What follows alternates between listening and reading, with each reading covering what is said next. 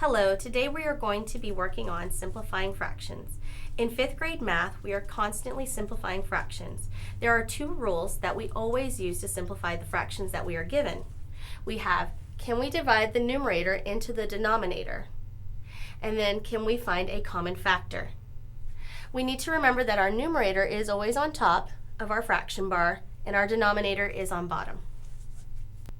Now we are going to work through a few examples of simplifying fractions using our two rules.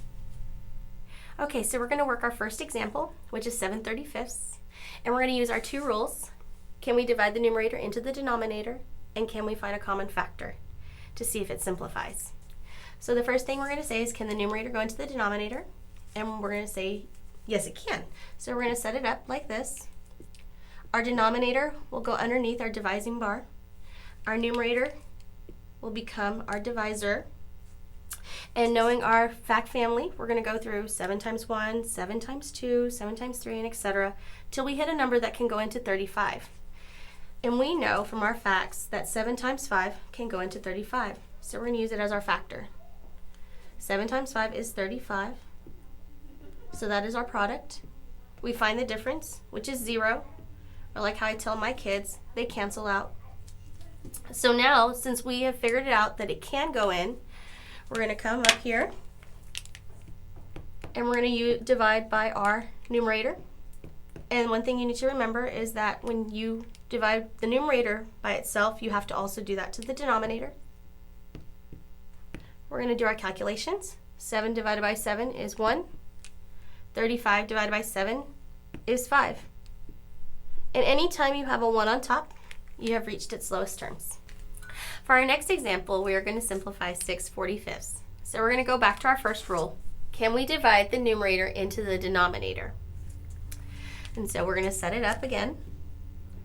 Our denominator becomes our dividend. Our numerator becomes our divisor. And we're going to talk through our little fact family again. 6 times 1, 6 times 2, etc. But I know the closest I can get, maybe 6 times 6, which is 36. It's pretty close. And then 6 times 7, which is 42. Okay, so we're going to try one more, which is 6 times 8, and that's 48. Oh, that's too far. So it cannot happen. So now we're going to go to our second rule. Can we find a common factor?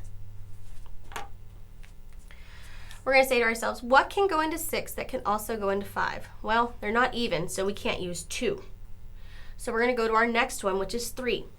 Now I know for a fact, using my facts, my multiplication facts, that 3 can go into 6 2 times. So that we nailed. But now we need to try if 3 can go into 45.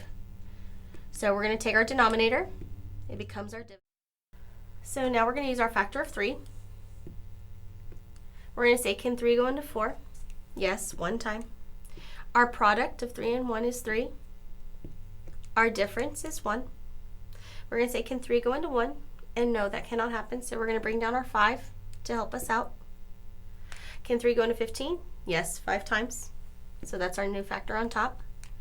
Our product of 3 and 5 is 15. And we have a remainder of 0, or cancellation. So now we're going to take our 3. And remember, whatever you do to the numerator, you must do to the denominator. 6 divided by 3 is, like we said earlier, 2. 45 divided by 3 is what we got here, our quotient, which is 15.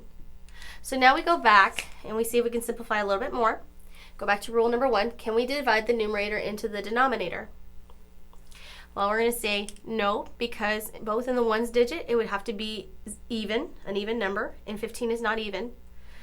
And that cannot happen, so we are at our lowest terms. For our next example, we're going to take 5/42. So we're going to revert back to our first rule, which is, can we divide the numerator into the denominator? So we're going to set it up again. Our denominator goes inside as our dividend, and our numerator becomes our divisor once again. And we're going to use our fact family of 5. 5 times 1, 5 times 2. But it's not going to happen, because the closest I can get is 5 times 8, which is 40. And a little bit, see if we can get a little closer, 5 times 9, which is 45. So it cannot go evenly into it. So now we're going to go to our second rule. Can we find a common factor? Since 5 is a prime number, it can't be broken down by 2, it can't be broken down by 3. So this fraction is at its lowest terms.